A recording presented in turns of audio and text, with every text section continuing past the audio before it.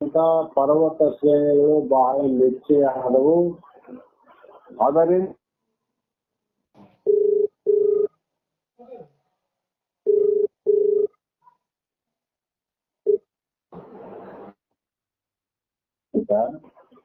ಕರ್ನಾಟಕದವರೆಗೆ ಮಲೆ ಮಹಾದೇಶ್ವರ ಬೆಟ್ಟ ಅಷ್ಟೇ ಪ್ರಸಿದ್ಧ.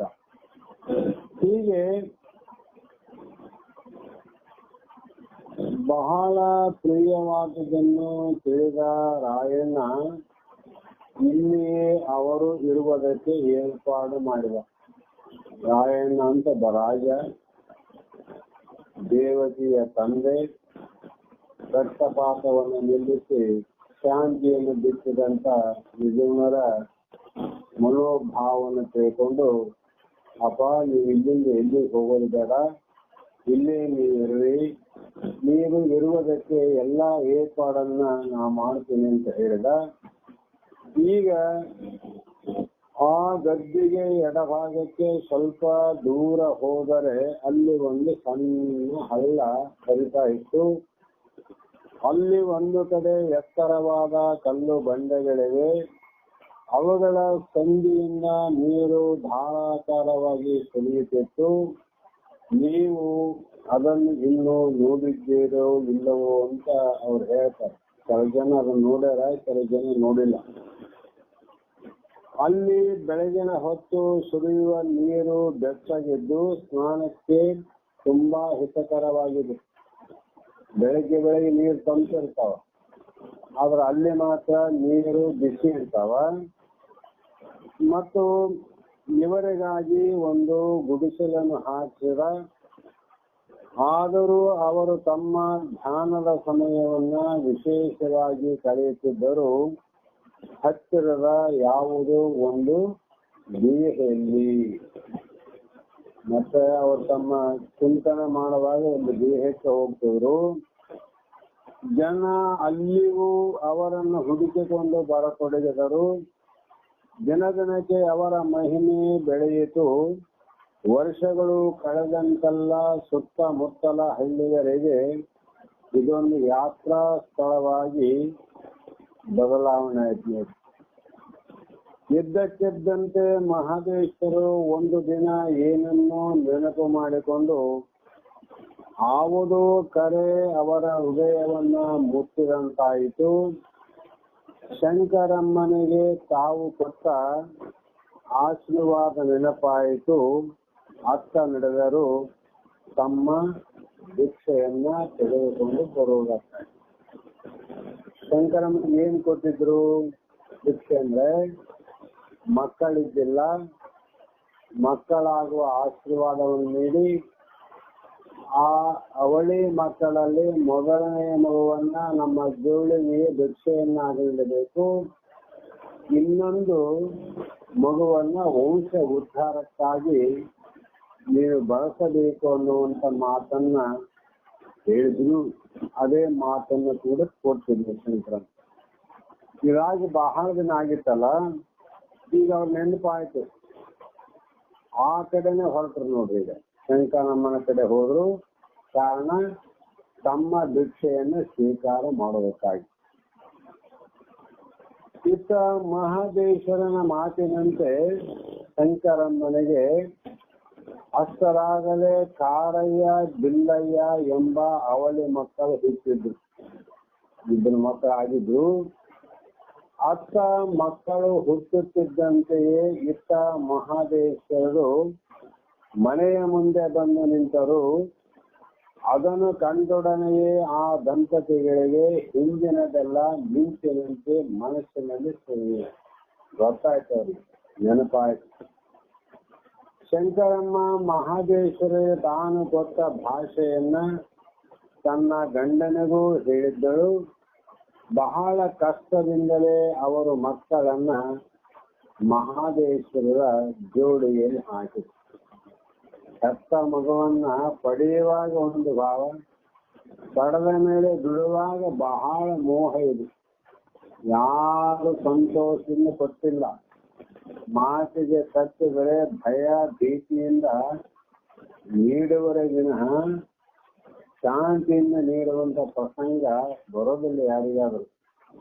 ಅದರಂತೆ ಮುಂದೆ ಆ ಮಕ್ಕಳು ಹುಲಿಯ ಹಾಲನ್ನು ಕುಡಿದು ದೊಡ್ಡವರಾದರು ಎಂದು ಕಥೆ ಬರುತ್ತದೆ ಅಂತ ಅರ್ಚಕ ಈ ಮಹಾಂತಯ್ಯನಿಗೂ ನಿಜಗುಣರಿಗೂ ಶಂಭು ಸ್ವಾಮಿಗೆ ಹೇಳ್ತಿದ್ರು. ಮುಂದೆ ಅವ್ರ ಹೆಂಗ್ ಬೆಳೆದ್ರು, ಹುಲಿಯ ಹಾಲನ್ನು ಕುಡಿದು ಬೆಳೆದರಂತ ಕಥೆ ಇದೆ ಅಂತ ಹೇಳಿದ. ಅನಂತರ ಮಕ್ಕಳ ರಕ್ಷಣೆಯ ಭಾರವನ್ನ ಮಹಾದೇಶ್ವರರು ರಾಯಣ್ಣನಿಗೆ ವಹಿಸಿ ಬೆಳೆದು ದೊಡ್ಡವರಾದ ಆ ತಾರಯ್ಯ ಬಿಲ್ಲಯ್ಯರು ಮಹಾದೇಶ್ವರರ ಜೀವನದೊಡನೆ ಅವಿನಾಭಾವದ ಸಂಬಂಧವನ್ನು ಪಡೆದು ಎಲ್ಲಿ ಮಹಾದೇಶ್ವರರು ಅಲ್ಲಿ ನಾವು ಇಬ್ಬರು ಅನ್ನುವಂತ ಮಾತಿನಂತೆ ಈಗಲೂ ಮಹಾದೇಶ್ವರರ ಪೂಜೆಗೆ ಮೊದಲು ಕಾರಯ್ಯ ಮತ್ತು ಬೀರಯ್ಯರನ್ನು ಪೂಜಿಸುವುದು ಪದ್ಧತಿ. ಈಗಲೂ ಕೂಡ ಅಲ್ಲಿ ಕಾರಯ್ಯ ಮತ್ತು ಬೀರಯ್ಯ ಅನ್ನುವಂತಹ ಮೂರ್ತಿಗೆ ಪೂಜೆ ನಡೀತಾವಂತರವರು. ಆದ್ದರಿಂದಲೇ ಅವರನ್ನು ಗಣಪತಿ ಷಣ್ಮುಖ ಅವತಾರ ಎಂಬ ಪ್ರತೀತಿ ಉಂಟಾಗಿದೆ. ಇಬ್ಬರಿ ಗಣಪತಿ ಮತ್ತು ಷಣ್ಮುಖ. ಅಂತೂ ಮಹದೇಶ್ವರರಿಂದ ಈ ಪರ್ವತ ಪ್ರಾಂತ್ಯದಲ್ಲಿ ಒಂದು ಅದ್ಭುತವಾದ ಜಾಗೃತಿಯಾಯಿತು. ಅವರ ಹಿತವಚನಗಳು ಧರ್ಮ ಬೋಧನೆಯನ್ನು ಕೇಳಿದವರಲ್ಲಿ ಕೆಲವರಿಗಾದರೂ ಆ ಧರ್ಮ ಮಾರ್ಗದ ವಿಚಾರದಲ್ಲಿ ದೊಡ್ಡ ಆಸಕ್ತಿ ಮತ್ತು ಶ್ರದ್ಧೆ ಬೆಳೆದು ಅದರಲ್ಲಿ ರಾಯಣ್ಣನೇ ಮುಖ್ಯನಾದವನೆಂದು ಹೇಳಬಹುದು. ರಾಯಣ್ಣ ಬಹಳ ಮುಖ್ಯವಾದವು. ಅವರ ಮಾತುಗಳನ್ನ, ಹಿತವಚನಗಳನ್ನ, ಬೋಧನೆಗಳನ್ನ, ವಿಚಾರಗಳನ್ನ ಎಲ್ಲರೂ ಕೇಳಿದ್ರು. ಕೇಳಿದವರೆಲ್ಲರಿಗೂ ಕೇಳಿದಷ್ಟು ಆಚರಣೆಯಲ್ಲಿ ಬರದೇ ಇದ್ರು ಕೂಡ ಅಲ್ಪ ಸ್ವಲ್ಪ ಆದ್ರೂ ಕೂಡ ಅವರ ತಲೆಯಲ್ಲಿ ಬಂತು. ಮುಖ್ಯವಾದದ್ದು ರಾಯಣ್ಣನಿಗೆ ಆ ಬೋಧನೆ ನಾಟಿದಷ್ಟು ಇನ್ಯಾರಿಗೂ ನಾಟಿದ್ದಿಲ್ಲ. ಈ ವೇಳೆಗೆ ರಾಯಣ್ಣನ ಜೊತೆಗೆ ಅದೇ ಊರಿನ ಪ್ರಮುಖನಾದ ಗಿಂಜೇಗೌಡ ಎನ್ನುವನು ಮಹದೇಶ್ವರ ಭಕ್ತನಾಗಿದ್ದ. ಊರಿನ ಪ್ರಮುಖ, ರಾಜನ ಆಪ್ತ. ರಾಯಣ್ಣ ಭಕ್ತ ಆಗಿನಂದ್ರೆ ನಾನ್ಯಾಕೆ ಆಗಬಾರ್ದು ಅಂತ ಆತನು ಕೂಡ ಭಕ್ತನಾಗಿದ್ದ. ಇವರಿಬ್ಬರು ಮತ್ತು ಇನ್ನೂ ಕೆಲವು ಭಕ್ತರು ಅವರ ಬಳಿಗೆ ಬಂದು ಒಮ್ಮೆ ಪ್ರಶ್ನೆಯನ್ನು ಮಾಡಿದರು. ಮಹಾಸ್ವಾಮಿ, ತಾವು ಇಷ್ಟಲಿಂಗದ ಸ್ವರೂಪವನ್ನ, ಅದರ ಉಪಾಸನೆಯ ಅತ್ಯುಚ್ಚ ಕಲ್ಪನೆಗಳನ್ನ ಆಗಾಗ ಹೇಳುತ್ತೀರಿ. ಅದನ್ನು ಕೇಳಿದ ನಮಗೆ ಅದನ್ನು ಧರಿಸಬೇಕೆಂಬ ಅಪೇಕ್ಷೆ ಉಂಟಾಗಿದೆ. ನಾವು ಕೂಡ ಧರಿಸಬಹುದೇ? ಆ ಅಧಿಕಾರ ನಮಗಿದೆಯೇ? ಅಥವಾ ಎಂದು ಅನುಮಾನದಿಂದ ಮಹದೇಶ್ವರರನ್ನ ಗಿಂಜೇಗೌಡ ಮತ್ತು ರಾಯಣ್ಣ ಇನ್ನೂ ಕೆಲವು ಭಕ್ತರು ಬಂದು ಕೇಳಿದರು. ಆವಾಗ ಮಹದೇಶ್ವರು, ಖಂಡಿತವಾಗಿಯೂ ನಿನಗೆ ಅಧಿಕಾರವಿದೆ. ಯಾರು ಹೃದಯಪೂರ್ವಕವಾಗಿ ಶಿವನ ಸತತ ಸಾನ್ನಿಧ್ಯವನ್ನು ಬಯಸುತ್ತಾರೆಯೋ ಅವರು ಇಷ್ಟ ಲಿಂಗವನ್ನ ಧರಿಸಲಿಕ್ಕೆ ಅಧಿಕಾರಿಗಳು. ಅವರು ಹೇಳಿದ್ರು. ಅವರೆಲ್ಲರೂ ಅದಕ್ಕೆ ಈಗ ಕೆಲವು ಕಡೆ ಎಲ್ಲರಿಗೆ ಲಿಂಗ ಧಾರಣ ಮಾಡೋ ಉದ್ದೇಶ ಯಾಕೆ ಬಂತಂದ್ರೆ ಈ ಕೆಲವು ಘಟನೆಗಳು. ಯಾರಿಗೆ ಶಿವನ ಬಗ್ಗೆ, ಪರಮಾತ್ಮನ ಬಗ್ಗೆ ಒಲವಿದೆಯೋ ಅವರು ಆ ಲಿಂಗವನ್ನ ಧರಿಸಲಿಕ್ಕೆ ಶ್ರೇಷ್ಠರು ಅನ್ನುವಂತ ಭಾವಕ್ಕಾಗಿ ಲಿಂಗ ಧಾರಣೆಯನ್ನ ಮಾಡಿದ್ದು ಉಂಟು, ಶಿವ ಆಗಮದಲ್ಲಿ ಇದೆ. ಆದ್ರೆ ಇಲ್ಲಿ ಏನಾಯ್ತ, ಈಗ ಲಿಂಗ ಧಾರಣೆ ಮಾಡೋರಿಗೆ ಶಿವನ ಬಗ್ಗೆ ವಿಚಾರ ಇದೆಯೇನು ಗೊತ್ತಿಲ್ಲ, ಶಿವನ ಬಗ್ಗೆ ಪ್ರೇಮಿಗಳು, ಶಿವನ ವೈರ್ಯಗಳು ಗೊತ್ತಿಲ್ಲ. ಎಲ್ಲರನ್ನ ಒಟ್ಟುಗೂಡಿಸಿ ಲಿಂಗ ಧಾರಣೆಯನ್ನ ಮಾಡುವ ಪ್ರಕ್ರಿಯೆ ಏನಿರುತ್ತಲ್ಲ, ಇದೇ ಜಗತ್ತಿನಲ್ಲಿ ದೊಡ್ಡ ಗದ್ದಲ ಆಯ್ತು. ಅಂದ್ರೇನು, ಆ ಒಂದು ಲಿಂಗ ಧಾರಣೆಯನ್ನ ಮಾಡಿದಂತ ವ್ಯಕ್ತಿಯನ್ನ ನೋಡಿದ್ರೆ ಎಲ್ಲಾ ಜನಕ್ಕ ಅವರಲ್ಲಿ ಕುಂತು ಅವರ ವಿಚಾರವನ್ನ ಮಾಡಿ ಅವನು ಹೇಗಿದ್ದಾನೆ ಅನ್ನುವುದನ್ನ ತಿಳಿಯಲಿಕ್ಕೆ ಸಮಯ ಇಲ್ಲದಂತ ಕಾಲ. ಸುಮ್ಮನೆ ಆತನ ನೋಡಿದ್ರೆ ಸಾಕು, ಈತ ಲಿಂಗ ಭಕ್ತ, ಈತ ಶಿವಭಕ್ತ ಅನ್ನುವಂಥದ್ದು ಸರಳವಾಗಿ ಗೊತ್ತಾಗ್ತದಂತ ಅದನ್ನ ಮಾಡಿದ್ರು ಸರಳವಾಗಿ. ಆದ್ರೆ ಇದು ವ್ಯಭಿಚಾರ ಮಾಡಿಬಿಟ್ರು, ವ್ಯಭಿಚಾರ. ಹಾಗಾಗಿ ಅವ್ರು ಹೇಳಿದ್ರು ಲಿಂಗ ಪ್ರೇಮಿಗಳ ಧರಿಸಲಿಕ್ಕೆ ಅಧಿಕಾರಿಗಳು ಅಂತ ಹೇಳಿ ಸತತ ಶಿವಭಾವನೆಯನ್ನು ಸಾಧಿಸಿಕೊಳ್ಳುವ ಮಾರ್ಗ, ನೈತಿಕವಾಗಿ ಶ್ರೇಷ್ಠ ಜೀವನವನ್ನ ಬಾಳಲು ನಿರ್ಧರಿಸಿದ ಅವರಿಗೆಲ್ಲ ಅದು ಮುಕ್ತ ದ್ವಾರ. ಅಂಥ ನಿಷ್ಠೆಯಿಂದ ನೀವು ಬಯಸಿದರೆ ಅದನ್ನು ಈಡೇರಿಸಿ ಕೊಡುತ್ತೇನೆ ಅಂತ ಕುಂತೂರಿನಿಂದ ತಮ್ಮ ಗುರುಪೀಠದ ಸ್ವಾಮಿಗಳನ್ನ ಬರಮಾಡಿಕೊಂಡ್ರು. ಅವ್ರು ಹೇಳಿದ್ರು ತಾವು ಕರ್ತವ್ಯ ಲಿಂಗ, ಕುಂತೂರಿನ ಜಂಗಮ ದೀಕ್ಷೆ ಕೊಟ್ಟವರಿದ್ರಲ್ಲ ಆ ಗುರುಪೀಠಗಳನ್ನ ಕರೆಸಿ ಇವರಿಗೆ ಆಪೇಕ್ಷೆ ಇದ್ದರೆ ಲಿಂಗ ಧಾರಣೆಯನ್ನು ಮಾಡಿದರು ಅಂತ ಅರ್ಥ. ನಾವು ಇಲ್ಲಿ ಶೀತಲ ಕರವಿ ಅಂತ ಅದು ನೋಡಿರ್ಬೇಕು ನೀವು. ಶೀತಲ ಕರವಿ ಸಂಗಾಪುರ ಮಾನಿಗುತ್ತೆ. ಶೀತಲ ಕರವಿಯಲ್ಲಿ ಒಬ್ಬ ಸ್ವಾಮಿಯನ್ನು, ಆ ಶೀತಲ ಕರವಿ ಮಠ ನಮ್ಮ ಕೃಷ್ಣಯ್ಯನ ಆಲಯ ಮಠ ಎರಡೂ ಒಂದೇ ಮಠಗಳು.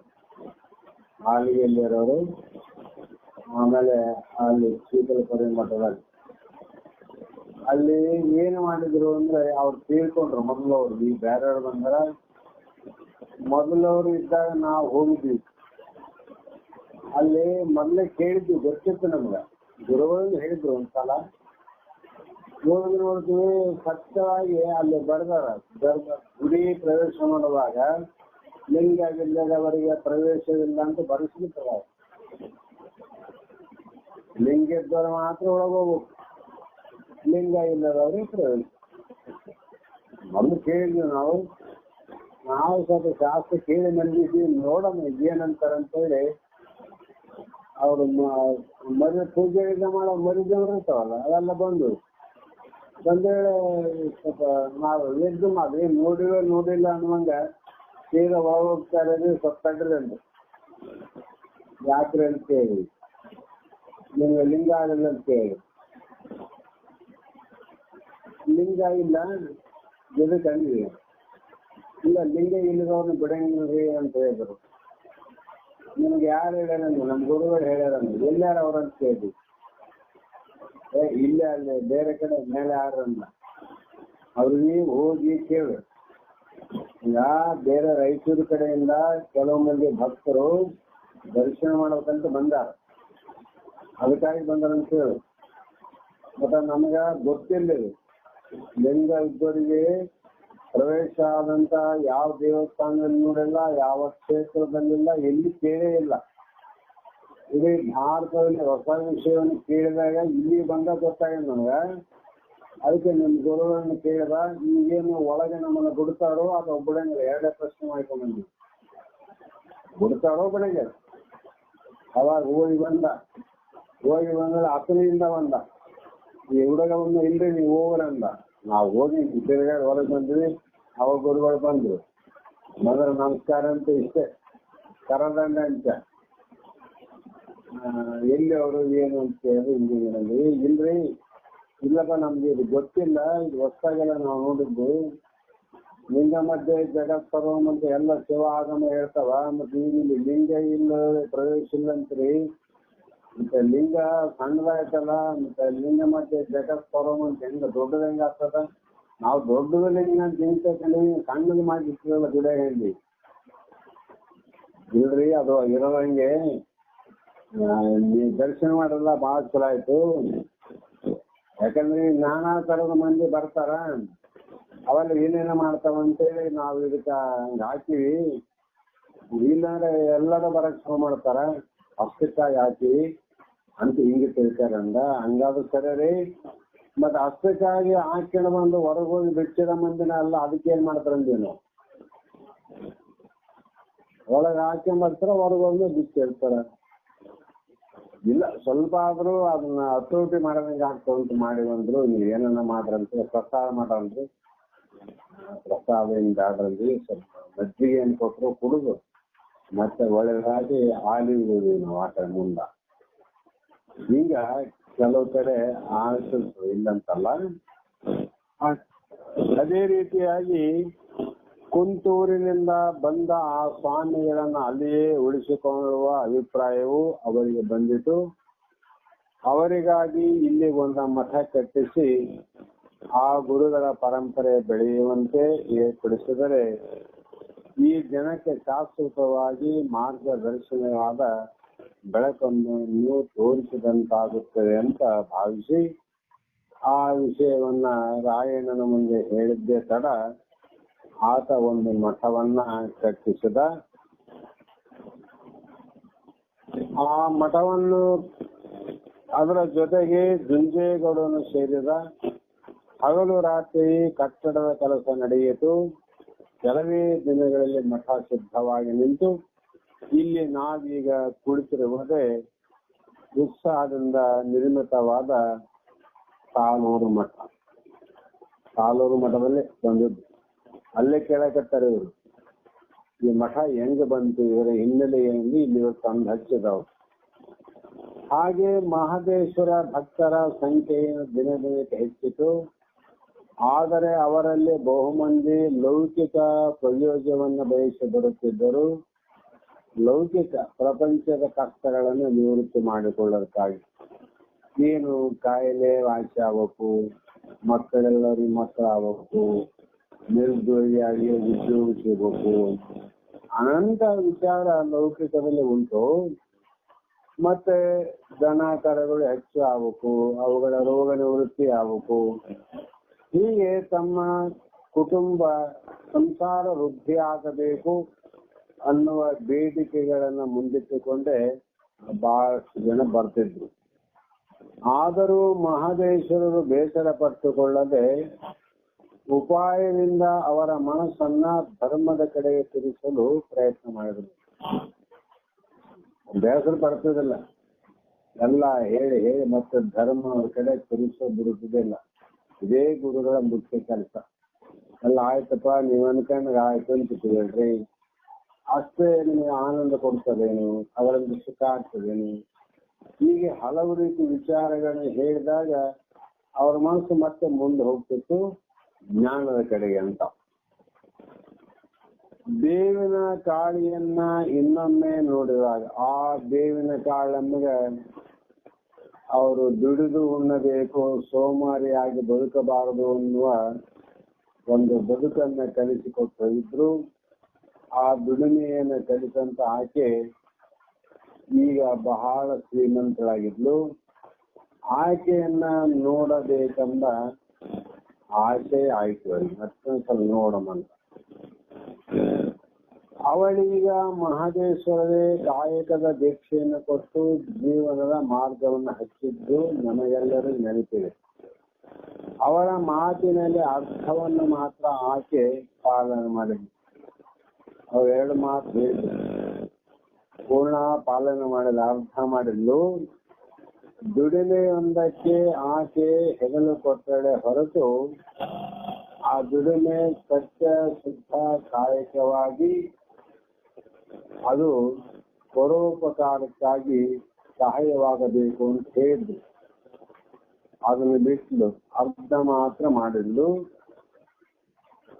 ಬಂದ ಫಲವನ್ನ ಹಂಚಿ ಉಣ್ಣಬೇಕೆಂಬುದನ್ನಾಗಲಿ ಆಕೆ ಒಂದೂ ದಿನ ಲಕ್ಷ್ಯಕ್ಕೆ ಬರಲಿಲ್ಲ.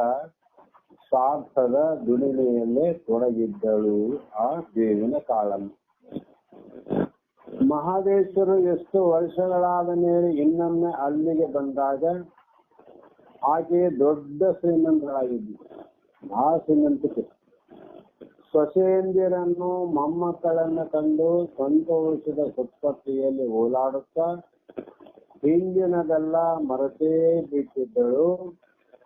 ಸಂಪತ್ತು ಹೆಚ್ಚಿದಂತೆಲ್ಲ ಅವಳ ಆಸೆ ಕೂಡ ಹೆಚ್ಚಾಗತೊಡಗಿತ್ತು. ಶ್ರೀಮಂತಿಕೆಯ ಅಮಲೇರಿದ ಆಕೆಗೆ ಪ್ರತ್ಯಕ್ಷ ಮಹಾದೇಶ್ವರರನ್ನು ಕಂಡಾಗಲೂ ಆಕೆಗೆ ಇವನೊಬ್ಬ ಭಿಕ್ಷುಕ ಅನ್ನುವ ತಿರಸ್ಕಾರ ಭಾವ. ಮೊದಲು ಯಾವ ಭಾವ ಇತ್ತು, ಈಗ ಯಾವ ಭಾವ ಬಂತು. ಹಾಗೆ ಅವಳ ನೆನಪಿನಲ್ಲಿ ಯಾವುದೂ ಉಳಿದಿಲ್ಲ. ಒಂದು ಹಿಡಿ ಭಿಕ್ಷೆಯನ್ನು ಹಾಕುವಷ್ಟು ಔದಾರ್ಯವು ಕೂಡ ಆಕೆಗೆ ಇಲ್ಲವಾಯಿತು. ಪರಿಪರಿಯಲ್ಲಿ ಅವಳನ್ನ ಬೇಡಿ ಪರೀಕ್ಷಿಸಿದರು. ತಿರಸ್ಕಾರವೇ ಅವರಿಗೆ ದೊರೆತ ಫಲವಾಯಿತು ವಿನ ಪುರಸ್ಕಾರ ದೊರೆಯಲಿಲ್ಲ. ನಡೆ ಮನೆ ಮುಂದೆ ನಿಂತು ನೀವು ಬೇಡಕ್ಕೆ ಬಂದಿರಿ, ನೀವು ದುಡ್ಡು ತಿನ್ನಕ್ಕೆ ಏನಾಗ್ಯದ, ಕಡದ ಕಂಬಾತಿರಿ, ಹಲವು ತಿರಸ್ಕಾರದ ಮಾತುಗಳನ್ನು ಹಾಡಿದ್ಲು. ಮಹದೇಶ್ವರರು ಅವಳಿಗಾಗಿ ಬಹಳ ಮುರುಗಿದ್ರು. ಎಂಥ ದುಸ್ಥಿತಿಯಲ್ಲಿರ್ತಕ್ಕಂಥ ಈಕೆ ಇಂಥ ಸ್ಥಿತಿಯಲ್ಲಿ ಮಗ್ನಾಗಿ ಧರ್ಮವನ್ನೇ ನೀತಿಯನ್ನೇ ಮರೆತು ಬಿಟ್ಟ ನಿಂತ ಈಕೆಗೆ ಸಂಪತ್ತೆಲ್ಲ ನಾಶ ಆಗಲಿ ಅನ್ನೋ ಶಾಪವನ್ನು ಕೊಡಬೇಕಂತ ಅನಿಸ್ತು ಆ ಕ್ಷಣ. ಆದ್ರೂ ಕೂಡ ಆಕೆಗೆ ತನ್ನ ವಿಚಾರವನ್ನು ಮಾಡಿದ. ಹಿಂದಿನ ಗುರುಗಳ ಮಾತುಗಳು ನೆನಪು ಬಂತು. ಯಾವುದೇ ಒಂದು ಶಾಪ, ಯಾವುದೇ ಒಂದು ಪವಾಡ ಅದನ್ನ ನೀ ಮಾಡಬಾರದು ಅಂತ ಹೇಳಿದ್ರಲ್ಲ. ಅದನ್ನ ನೆನಪಾದಾಗ ಮರುಕ್ಷಣದಲ್ಲಿಯೇ ಅವಳ ಉದ್ಧಾರದ ದಿನಗಳು ಹತ್ತಿರ ಬಂದರೆ ಅವೆಲ್ಲ ತಾನಾಗಿಯೇ ಕೈ ಬಿಟ್ಟು ಹೋಗ್ತಾವಂತಂದ್ರು. ಈಕೆ ಉದ್ಧಾರದ ಕಾಲ ಇನ್ನೂ ಬಂದಿಲ್ಲ, ಮತ್ತೆ ಬರ್ಬೋದು. ಬಂದಾಗ ಈ ಎಲ್ಲಾ ದುರ್ಬುದ್ಧಿ ನಾಶ ಆಗಿ ಸದ್ಬುದ್ಧಿ ಆಗಬಹುದು ಅಂತ ಆಲೋಚಿಸುತ್ತಾ ಆಕೆ ಶಾಪವನ್ನು ಕೊಡಲಿಲ್ಲ. ಪೂರ್ಣ ತುಂಬಿದ ಕೊಡ ಯಾವ ಶಾಪ ಕೊಡೋಕ್ ಹೋಗಿಲ್ಲ ಅವರು. ಸಿದ್ಧಾರ್ಥರು ಯಾರಿಗೆ ಶಾಪ ಕೊಟ್ಟಾರೆ ಕೇಳಿದೇನಿಲ್ಲ. ಇಡೀ ಚರಿತ್ರೆ ಒಬ್ಬರು ಬರೆದದ್ದಲ್ಲ, ಸುಮಾರು ಜನ ಸಿದ್ಧಾರ್ಥರ ಚರಿತ್ರೆ ಬರೆದ್ರು ಕೂಡ ಎಲ್ಲಿ ಕೂಡ ಒಬ್ಬ ವ್ಯಕ್ತಿಗೆ ಶಾಪವನ್ನು ಕೊಟ್ಟಿಲ್ಲ. ಅವ್ರು ಯಾರು ತಿರಸ್ಕಾರ ಮಾಡ್ಯಾರ ಅವ್ರಿಗೆ ಪುರಸ್ಕಾರ ಮಾಡ್ತಿದ್ರು. ಯಾರು ಇವರಿಗೆ ಅಪಕಾರವನ್ನ ಬಯಸ್ತಿದ್ರು ಅವ್ರಿಗೆ ಉಪಕಾರವನ್ನು ಮಾಡ್ತಿದ್ರು. ಹಾಗಾಗಿ ಇದಾದ ಕೆಲವು ದಿನಗಳಲ್ಲಿಯೇ ಮಹದೇಶ್ವರರಿಗೆ ತಮ್ಮ ಜೀವನದ ಲೀಲೆಯನ್ನ ಆಚರಿಸ ನೋಡಿ. ಎಲ್ಲರಿಗೂ ಸಾಕನ್ಸ್ತದ, ಅವ್ರಿಗೆ ಸಾಕನ್ಸ್ ಏನ್ ಆಯ್ತಲ್ಲ ಇಷ್ಟ ಇದು ಪ್ರಪಂಚ ಸಮಾಜ. ಆಗ ಏನ್ ಮಾಡಿದ್ರು ಅಂದ್ರೆ, ಇನ್ನೂ ಒಂದು ವ್ಯಕ್ತಿಯಾಗಿ ಸಾಧಿಸುವುದಕ್ಕಿಂತ ಒಂದು ಮಹಾಶಕ್ತಿಯಾಗಿ ಜನರ ಮನಸ್ಸನ್ನ ಆಕ್ರಮಣ ಮಾಡ್ಬೇಕಂತಂದ್ರು. ಒಂದೇ ಶಕ್ತಿ, ಒಂದೂರಲ್ಲಿ ಒಂದು ಶಕ್ತಿ. ಸಿದ್ಧಾರ್ಥರು ಇರುವಾಗ ಅದು ಊರಲ್ಲಿ ಹುಬ್ಬಳ್ಳಿಯಲ್ಲಿ ಒಬ್ಬ ಸಿದ್ಧಾರ್ಥರು ಇರ್ತಿದ್ದ. ಆ ಒಬ್ಬ ವ್ಯಕ್ತಿ ಅಲ್ಲಿ ಮುಕ್ತನಾಗಿ ಆ ಮುಕ್ತನ ಶಕ್ತಿ ಇವತ್ತ ದೇಶದ ತುಂಬೆಲ್ಲ ಬರ್ತದೆ. ವ್ಯಕ್ತಿ ಆನೆಯಲ್ಲಿ ದೇಶದ ತುಂಬ ಇಲ್ಲ. ವ್ಯಕ್ತಿ ಒಂದು ಕಡೆ ಇದ್ದು ತನ್ನ ಶಕ್ತಿಯಿಂದ ಜಗತ್ತಿನಲ್ಲೇ ಆತನ ಧರ್ಮ ನೀತಿ ಜ್ಞಾನವನ್ನ ಪ್ರಸಾರ ಆಗ್ತದಂದ್ರೆ ಅದು ಜ್ಞಾನಿಗಳ ಲಕ್ಷಣ. ಹಾಗಾಗಿ ಮೂರ್ತಿಗಿಂತ ಕೀರ್ತಿ ಬಾರದು. ಮೂರ್ತಿ ಚಿಕ್ಕದಾದರೂ ಕೀರ್ತಿ ದೊಡ್ಡದಂತ. ಮೂರ್ತಿಗೆ ಎಲ್ಲಿ ಮೂರ್ತಿ ಇದೆ ಅಲ್ಲಿ ಆಕಾರ ಇದೆ. ಇಲ್ಲಿ ಯಾವುದನ್ನು ಮೂರ್ತಿ ಇಲ್ಲ, ಆಕಾರ. ಆಕಾರದ ಮೂರ್ತಿ ಒಂದೇ ಕಡೆ ಇದ್ರೆ ಅದರ ಕೀರ್ತಿ ಅದರ ಸುತ್ತ ಹರಡಿರ್ತದೆ. ಕೀರ್ತಿಗೆ ಆಕಾರ ಅದೇನು, ಮೂರ್ತಿಗೆ ಆಕಾರ ಅದು ಒಂದಲ್ಲೇ ಅದ. ಕೀರ್ತಿ ನಿರಾಕಾರ ಅದ, ಎಲ್ಲಾ ಕಡೆ ಇರ್ತದೆ. ಅದರಂತೆ ಸಾಕಾರ ಮೂರ್ತಿಯನ್ನ ಅಲ್ಲಿ ಲಯಗೊಳಿಸಿ ನಿರಾಕಾರದ ಕೀರ್ತಿಯ ರೂಪವಾಗಿ ಬೆಳಗುವುದೇ ಜ್ಞಾನಿಗಳ ಮುಖ್ಯವಾದ ಲಕ್ಷಣ. ಹಾಗಾಗಿ ಮಹಾಶಕ್ತಿಯಾಗಿ ಜನರ ಮನಸ್ಸನ್ನ ಆಕ್ರಮಿಸು ಎಂದು ಸಾಕ್ಷಾತ್ ಮಹಾದೇವನೇ ಅಂದ್ರೆ ಪರಮಾತ್ಮನೇ ಆಜ್ಞಾಪಿಸಿದಂತಾಯಿತು. ಅದೇ ರೀತಿ ನಿರ್ಧರಿಸಿದರು ಮಹಾದೇಶ್ವರ ಸ್ವಾಮಿ. ಆಕಾಶವಾಣಿ ಶಕ್ತಿ ಅನಿಸ್ತು, ಇದನ್ನು ಮಾಡಿ ಸಾಕು ಸಂಚಾರ. ರಾಯಣ್ಣ, ಚುಂಚೇಗೌಡ ಮೊದಲಾದವರಿಗೆ ಕೊನೆಯ ಬಾರಿ ಹಿತವಚನಗಳನ್ನು ಹೇಳಿ ಅವರ ಕರ್ತವ್ಯ ನಿಷ್ಠೆಯನ್ನ ದೃಢಗೊಳಿಸಿ ಕಾರಯ್ಯ ಮತ್ತು ಬಿಲ್ಲಯ್ಯರನ್ನ ಆಶೀರ್ವದಿಸಿ ಎಲ್ಲರಿಂದ ಬೀಳ್ಕೊಂಡು ತಾವು ಇನ್ನೊಮ್ಮೆ 4 ದಿನ ಏಕಾಂತವಾಸವನ್ನು ಕೈಗೊಳ್ಳುವುದಾಗಿ ಹೇಳಿ ಹೊರಟು ಹೋಗಿ ಅದೇ ಮಹಾದೇಶ್ವರನ ಕೊನೆಯ ದರ್ಶನವಾಯಿತು ಅವರೆಲ್ಲರಿಗೂ. ಅದು ಎಲ್ಲರಿಗೆ ಕೊನೆಯ ದರ್ಶನ. ಎಷ್ಟೋ ದಿನಗಳಾದ ಮೇಲೆ ತಿಳಿಯಿತು ಅವರ ಸಂಚಾರ ಹೂದುದ ನಿಜವಾದ ಅರ್ಥ. ಸದ್ಯ ಮಹಾದೇಶ್ವರ ಬೆಟ್ಟದಲ್ಲಿ ಇರುವಂತ ಕಚ್ಚುಗದ್ದಿಗೆ ಇರುವ ಸ್ಥಳದಲ್ಲಿ ಮೊದಲು ದೊಡ್ಡ ಪೊದೆ ಬೆಳೆದು ಅದರ ಕೆಳಗಡೆ ನೆಲದಲ್ಲಿಯೇ ಒಂದು ದೊಡ್ಡ ಗುಹೆ ಇತ್ತು. ಅಲ್ಲಿ ಶಿವಯೋಗಿ ನಿದ್ರಾ ಮುದ್ರೆಯಲ್ಲಿ ಲೀನವಾಗಿದ್ದು. ಇವರು ಹೋಗಿ ಜುಂಜೇಗೌಡನ ಹಸು ಇತ್ತು, ಮನೆಗೆ ಒಂದು ಆಟು. ನಿತ್ಯವೂ ಆ ಪೊದೆಯಲ್ಲಿ ಉಗ್ಗಿ ಹೋಗಿ ತನ್ನ ಕೆತ್ತಲಿನಿಂದ ಧಾರಾಕಾರವಾಗಿ ಅಲ್ಲಿ ಹಾಲನ್ನ ಸುರಿಯುತ್ತಿತ್ತು. ಧ್ಯಾನದಲ್ಲಿ ಲೀನಾಗ್ಯಾರ ಅವರು. ಹಸು ಹೋಗಿ ಅಲ್ಲಿ ಹಾಲು ಕೊಡ್ತಿತ್ತಂತ. ಅದನ್ನು ಕಂಡು ಆ ಪೊದೆಯನ್ನೆಲ್ಲ ಬಯಲು ಮಾಡಲು ಜನರಿಗೆ ಆಶ್ಚರ್ಯ ಆಯ್ತು. ದಿವಸ ಆಕಳು ಹೋಗ್ತದ, ಅಲ್ಲಿ ಹಾಲು ಆಗ್ತದ, ಆಕಳು ಹೋಗ್ತದ, ಹಾಲು ಹೋಗ್ತದ, ಏನಿರಬಹುದು ಅಂಥದ್ದಂತ ಎಲ್ಲರೂ ಹೋಗಿ ಆಸನ ಮಾಡಿದ್ರು. ಮಾಡಿ ನೋಡಲು ಅಲ್ಲಿ ಮಹಾದೇಶ್ವರರು ಬಯಲಾಗಿದ್ದುದು ತಿಳಿಯಿತು. ಆವಾಗ ಗೊತ್ತಾಯ್ತು. ಆ ಗುಹೆಯ ಮುಂದೆ ಆಗ ಒಂದು ಲಿಂಗವೂ ಗೋಚರಿಸಿತು. ಆ ಸ್ಥಳದಲ್ಲಿಯೇ ರಾಯಣ್ಣ ಮಹಾದೇಶ್ವರ ಸಮಾಧಿಯನ್ನು ನಿರ್ಮಿಸಿ ಈಗಿರುವ ಗರ್ಭಗುಡಿಯನ್ನು ಕಟ್ಟಿಸಿದ ಅಂತ ಬಂತ. ಐಕ್ಯವಾದ ಮೇಲಂತೂ ಅವರು ಲೀನವಾದ ಮೇಲೆ ಮಹಾದೇಶ್ವರ ಮಹಿಮೆ ಅದ್ಭುತವಾಗಿ ಬೆಳೆಯತೊಡಗಿತು. ಜಾತಿ ಮತಗಳ ಹಂಗಿಲ್ಲದೆ ಅದೊಂದು ಮಹಾ ವ್ಯಾಪಕವಾದ ಶಕ್ತಿಯಾಗಿ ಪರಿಣಮಿಸಿ ಅದು ಹೇಳಿ ಮುಗಿಸಲಾಗದಂತ ದೊಡ್ಡ ಕಥೆ ಸ್ವಾಮಿ. ಅವರ ಭಕ್ತರ ಸಂಖ್ಯೆ ದಿನ ದಿನಕ್ಕೆ ಬೆಳೆಯುತ್ತಿದೆ.